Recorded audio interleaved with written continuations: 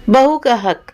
सुबह के 5 बज रहे थे। रोजाना की तरह आज भी अलार्म सुनकर सविता की आंखें खुल गईं, लेकिन उसका उठने का बिल्कुल मन नहीं था, क्योंकि रात को सोने में बहुत देर हो गई थी। दरअसल कल उसके बेटे प्रियांशु का जन्मदिन था और रात को घर पर एक छोटी सी पार्टी रखी गई थी। केक से स्नैक्स और खाना बनाने का काम सब सविता ने ही किया था, क्योंकि उसकी सास को बाहर का खाना बिल्कुल पसंद नहीं था। इसलिए उसके पति दिनेश ने उसे सारा खाना घर पर ही बनाने को कह दिया।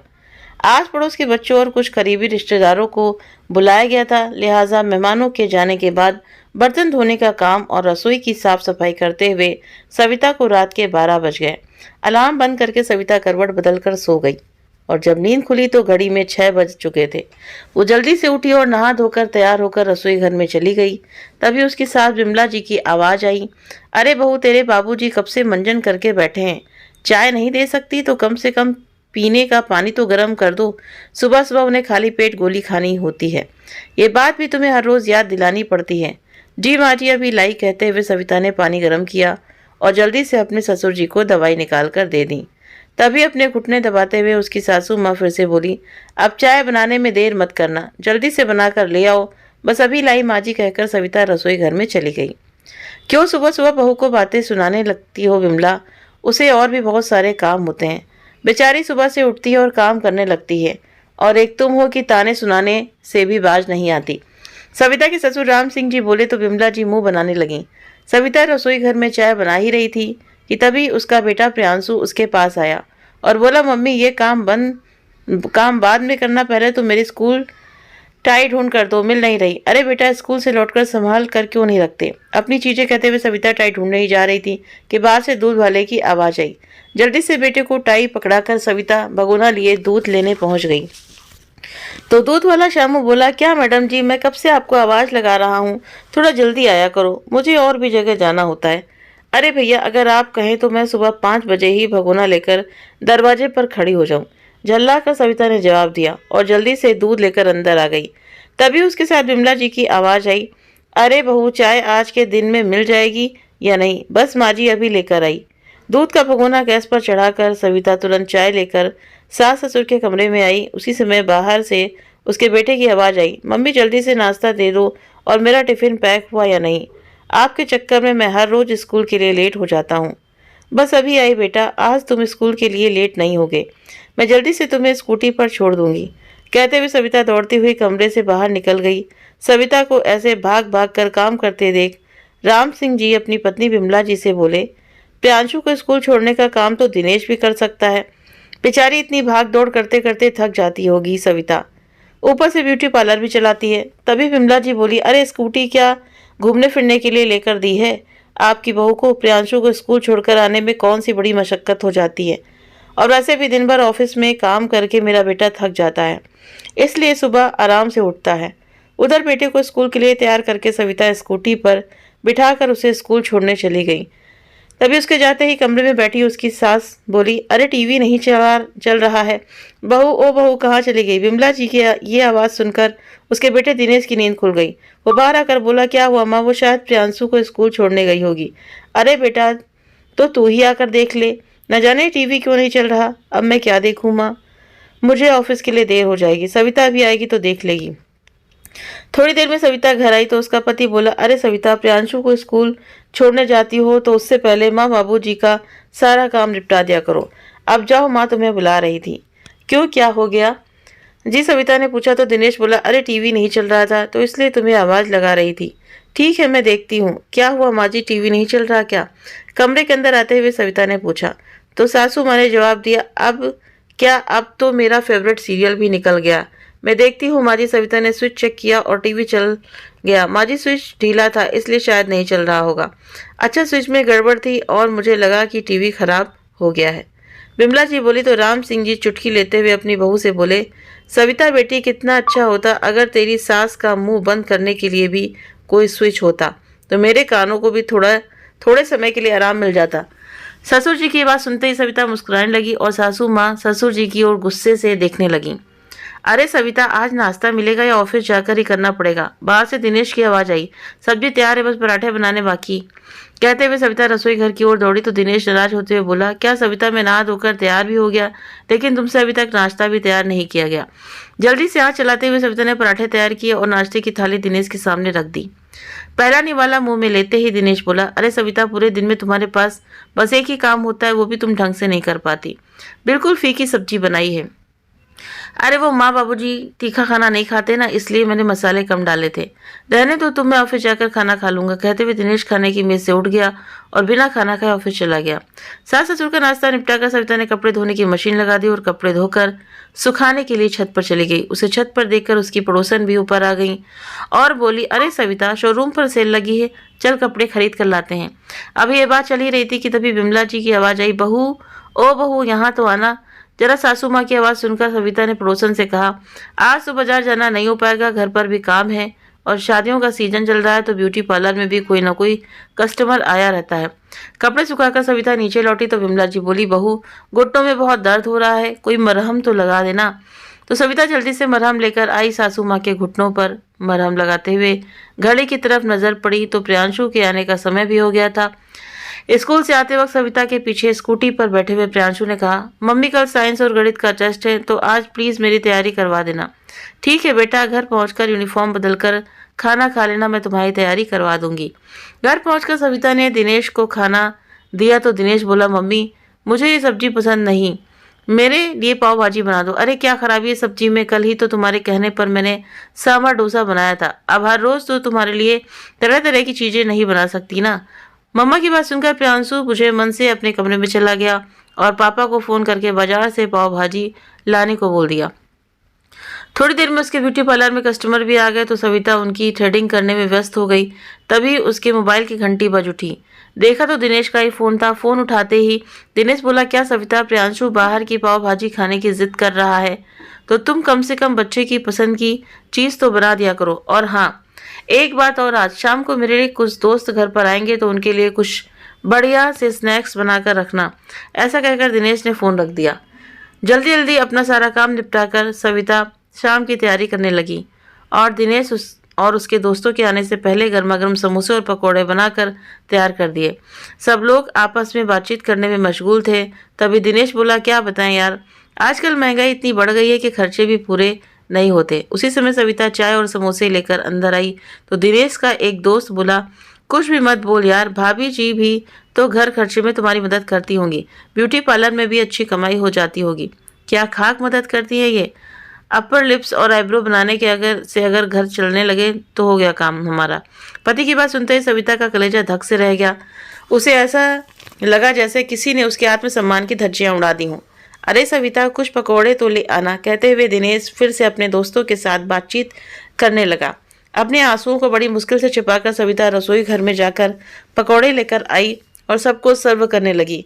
फिर वापस रसोई घर में आकर सब्जी बनाने लगी। उसकी आंखों से लगातार आंसू बह रहे थे। उसी समय कुकर की सीटी बजी तो सविता खुद से ही बोल उठी, मुझसे तो ये प्रेशर कुकर ही अच्छा है, कम से कम गुबार भर जाने पर उसे निकाल तो देता है। उधर कमरे में विमला जी बड़बड़ाने लगी कि न जाने ये बहू कहाँ रह गई, मुझे दवाई खानी है और पानी की बोतल भी खाली है। तो राम सिंह जी बोले, सुबह से बेचारी काम करने में लगी है, अब मेहमान भी आ गए हैं, बोतल तो तुम खुद भी भर सकती हो। बिमला, हाँ हाँ, आपको तो वो बेचारी ही लगती। यहाँ मेरी टांग में दर्द हो रहा है, उसका क्या। अरे गुस्सा क्यों होती हो, तुम्हें पानी पीना है तो मैं ले आता हूँ। कहते हुए राम सिंह जी पानी लेने के लिए रसोई घर में गए तो वहां सविता को आंसू बहाते हुए देखा। राम सिंह जी अपनी बहू की हालत देखकर मन ही मन दुखी हो रहे थे। वे अच्छी तरह समझ पा रहे थे कि दिन भर जिम्मेदारियों की चक्की में पिसते हुए भी सविता के सम्मान को आहत किया जा रहा है। सोचने लगे कि घर को संभालने वाली, परिवार के प्रत्येक सदस्य की सेवा में तत्पर रहने वाली, उनके सुख दुख का ख्याल रखने वाली उनकी बहू सविता साक्षात लक्ष्मी का रूप है, परंतु परिवार के सभी लोगों ने उसे नजरअंदाज कर दिया है। ससुर जी को देखते ही सविता सामान होने का नाटक करने लगी और बोली, वो प्याज तीखे थे ना, इसीलिए आंसू आ गए, लाइए मैं बोतल भर देती हूँ। तो राम सिंह जी बोले, बेटा कब तक ऐसे ही घुट घुट कर जीती रहोगी। तो क्या करूं पापा जी, क्या करूं, अपने लिए आवाज उठाना सीखो, कुछ ऐसा करो कि सांप भी मर जाए और लकड़ी भी न टूटे। राम सिंह जी सविता को कुछ समझाकर कमरे में चले गए।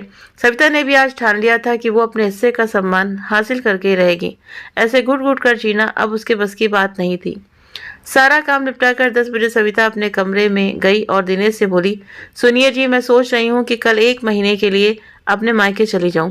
सविता की बात सुनकर दिनेश चौंक कर बोला, 1 महीने के लिए? पर क्यों? तो सविता बोली कि मुझे ब्रेक चाहिए। तुम्हें ब्रेक चाहिए? दिनेश हंसते हुए बोला, क्यों मैं ब्रेक नहीं ले सकती? सविता ने गुस्से से कहा। तो दिनेश बोला, मेरा मतलब तुम कौन सा ऑफिस चाहती हो? घर पर ही तो रहती हो। तो मुझे घर पर रहने से ही ब्रेक चाहिए। मायके जाकर कुछ दिनों के लिए अपनी जिंदगी अपने हिसाब से जीना चाहती हूँ। घूमना चाहती हूँ, शॉपिंग करना चाहती हूँ, जो मन कहता है वो सब करना चाहती हूँ। कहते हुए सविता की आंखों में आंसू आ गए। तो दिनेश बोला, क्या हुआ? किसी ने कुछ कह दिया क्या तुमसे? क्यों मैं ब्रेक नहीं ले सकती? क्या मैं थक गई हूँ? कुछ दिनों के लिए मुझे सारे काम से छुटकारा चाहिए। सुबह से शाम तक काम करती हूँ, सबके आराम का ध्यान रखती हूँ।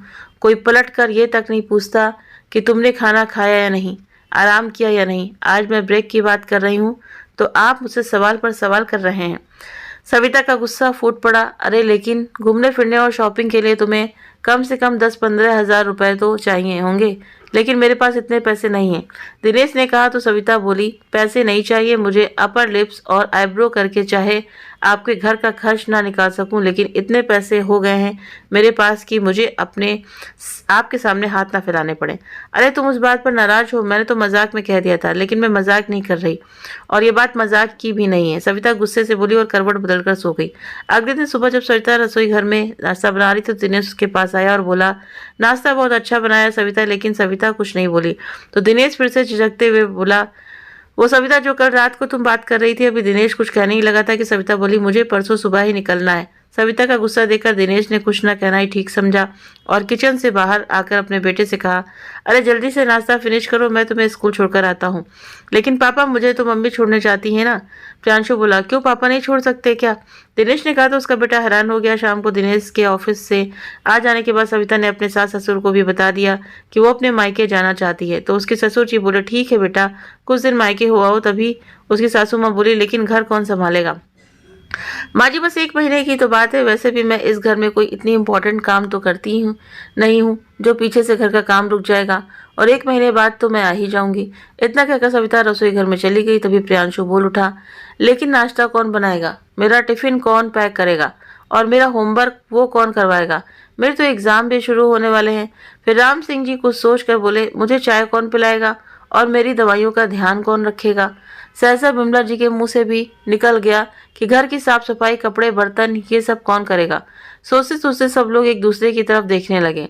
अगले दिन सुबह हुई तो सविता हमेशा की तरह काम में व्यस्त थी और घर के बाकी सब लोग हॉल में बैठे थे। पेपर पेन उठाकर दिनेश आगे का हिसाब लगाने लगा कि रोटी सब्जी बनाने के लिए कुक लगाना पड़ेगा, घर की साफ सफाई के लिए भी मेड को कहना पड़ेगा, बर्तन धोने के लिए अलग से बाई रखनी पड़ेगी, और कपड़े धोने और इस्त्री करवाने का काम धोबी से करवा लेंगे।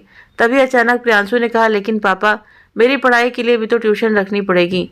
पहले मम्मी ही पढ़ा देती थी। तभी राम सिंह जी बोले, बेटा, ये सबके पैसे मिलाकर तुम्हारी आधी सैलरी के बराबर है, और हमारी बहू पूरे महीने में इतने पैसे बचा लेती है और ब्यूटी पार्लर से कमाती है 16। ये बात सुनकर दिनेश को आत्मग्लानि का एहसास होने लगा। वो सविता के पास आया और बोला, हम सबकी तरफ से मैं तुमसे माफ़ी मांगना चाहता हूँ। मुझे कोई एहसास ही नहीं था कि तुम हम सबके लिए इतना कुछ करती हो। मुझे तो लगता था कि इस घर को सिर्फ मैं चलाता हूँ, लेकिन सच्चाई तो यही है कि तुम्हारे बिना इस घर का एक तिनका भी नहीं हिल सकता। लेकिन मैं तुम्हें जाने से रोकूंगा नहीं। पहले ही हम लोग तुम्हारे साथ बहुत ज़्यादा अन्याय कर चुके हैं। अब तुम जैसा चाहती हो वैसा ही होगा। काम निपटाकर सविता अपनी सासू माँ के कमरे में गई और कौन सी दवाई कब खानी है उन्हें सब कुछ समझा दिया। रात तक उसने अपना बैग भी पैक कर लिया। सुबह प्रियांशु को तैयार करने के बाद सविता जब बस स्टैंड जाने के लिए ऑटो में बैठने लगी तो सब लोगों का दिल भर आया, क्योंकि सविता पहले जब भी मायके जाती थी तो केवल 1 या 2 दिनों के लिए ही जाती थी। अब 1 महीना सविता के बिना घर कैसे चलेगा, ये सोचकर सब परेशान थे। सब लोग अपना ख्याल रखिएगा कहते हुए सविता ऑटो में बैठकर चली गई। नाश्ता बनाने के लिए बिमला जी रसोई घर में गईं तो पसीने पसीने हो गईं। प्रियांशु को स्कूल जाना था और दिनेश को ऑफिस, इसलिए पहले नाश्ता तैयार करके उन्हें दिया। लेकिन सविता के बिना ना तो प्रियांशु को खाने की भूख थी और ना ही दिनेश को। खाना अधूरा छोड़कर वे दोनों खाने की मेज से उठ गए। राम सिंह जी भी उदासी भरे स्वर में खाना खाने से मना कर दिया। सब लोगों को सविता के बिना घर काटने को दौड़ रहा था। सब लोगों के होते हुए भी घर में एक सूनापन फैल गया था। चलो प्रियांशु, तुम्हें स्कूल छोड़ देता हूँ, कहते हुए दिनेश ने जैसे ही दरवाजा खोला तो सामने देखकर हैरान हो गया। उसके सामने सविता खड़ी थी। तुम वापस आ गए, कहते हुए रोहित की आंखें भर आईं। तो सविता बोली, तुम सब लोगों के प्यार ने मुझे जाने ही नहीं दिया, बीच रास्ते से ही वापस आ गई। ये बात सुनते ही दिनेश के चेहरे पर मुस्कान दौड़ आई। वो सविता का सामान उठाकर अंदर ले आया। उसे देखते ही सबके चेहरे खुशी से खिल उठे। बिमला जी बोली, बेटी तुम्हारे बिना 1 महीना तो क्या 1 घंटा भी हम लोग नहीं गुजार सकते। आज पहली बार सासू माँ के मुंह से अपने लिए बेटी सब सुनकर सविता हैरान थी। तभी सविता ने पूछा, आप सब लोगों ने नाश्ता किया या नहीं? मुझे पता था किसी ने खाना नहीं खाया होगा, मैं अभी खाना बनाती हूँ, कहते हुए सविता रसोई घर में जाने लगी। तो बिमला जी उठ खड़ी हुई और बड़े प्यार से सविता का हाथ पकड़कर उसे वापस सोफे पर बिठाते हुए बोली, नहीं, आज नाश्ता तुम्हें मैं बनाकर खिलाऊंगी, तुम यहीं बैठो। हाँ सविता, माँ नाश्ता बनाएगी और चाय मैं बनाऊंगा। दिनेश बोला तो प्रियांशु ने भी कहा, और खाना मैं सर्व करूंगा। अरे लेकिन आपको तो ऑफिस जाना था। और प्रियांशु को स्कूल? जी नहीं, मेरी जीवन संगिनी के घर लौटाने की खुशी में आज हम लोग घर पर ही रहेंगे और दिन भर तुम्हारी सेवा में हाजिर होंगे, दिनेश ने हंसते हुए कहा। तो प्रियांशु भी खुशी से नाच उठा। आज पूरा घर खुशी से चहकने लगा था। तभी सविता के पास सोफे पर बैठे राम सिंह जी बोले, देखा बेटा, मेरा आइडिया काम कर गया ना, एक ही दिन में सब लोग सीधे हो गए। हाँ पापा जी, अगर उस दिन आपने मुझे मायके जाने वाला आइडिया नहीं दिया होता तो शायद मैं जिंदगी भर ऐसे ही घुट घुट कर जीती रहती।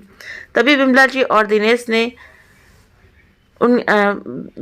बहुत उनकी तरफ देखा, मतलब बेरहमी से उनकी तरफ देखा, बेचैनी से। तो राम सिंह जी ने बताया कि दरअसल जिस दिन दिनेश के दोस्त घर पर आए थे और मैं तुम्हारे लिए पानी लेने किचन में गया था तो सविता किचन में खड़ी खड़ी रो रही थी। तो मैंने इसे आइडिया दिया था कि तुम्हें बस एक ही रट लगाए रखनी है कि तुम्हें 1 महीने के लिए मायके जाना है तो बस जाना है, फिर देखना है 1 महीना तो क्या 1 दिन में ही दोनों माँ बेटे की अकल ठिकाने आ जाएगी। और देखो वही हुआ जो हमने सोचा था, राम सिंह जी ने कहा। तो बिमला जी और दिनेश के गर्दन शर्म से झुक गए। फिर दोनों माँ बेटे एक साथ बोले, हमें माफ कर दो सविता, हमने सच में तुझे कभी अहमियत नहीं दी। मैं तो एक औरत थी, फिर भी एक औरत का दर्द नहीं समझ पाई। कहते हुए बिमला जी की आंखें भर आईं। तो सविता बोली, कोई बात नहीं माँ जी, मुझे बस इसी दिन का इंतजार था और आज वो दिन आ ही गया है। अब मुझे किसी से कोई शिकायत नहीं है। कहते कहते खुशी के कारण सविता की भी आंखें भर आईं। हाँ बहू, आज बहुत खुशी का दिन है और इसे इमोशनल मत होने दो, राम सिंह जी ने कहा। तो सब लोग टाके लगाकर हंसने लगे। आज सही मायने में पूरा घर खुशी से चहकने लगा। तो सच बात है दोस्तों कि घर पति पत्नी से चलता है, लेकिन अगर पत्नी 1-2 दिन के लिए मायके जाती है तो पूरा घर अस्त व्यस्त हो जाता है। और ये समझना होगा घर के परिवार के लोगों को, सास ससुर को और पति को, सबको समझना होगा कि किस तरह से एक जो पत्नी होती है, एक माँ होती है, वो किस तरह से घर चलाती है। अगर आपको ये कहानी पसंद आई हो तो वीडियो को लाइक शेयर सब्सक्राइब करना ना भूलें। आप अपने कमेंट करके भी हमें ज़रूर से ज़रूर बताएं। मिलते हैं आपसे नेक्स्ट वीडियो में नई कहानी के साथ में, तो आप सभी सुनना ना भूलें। Thank you.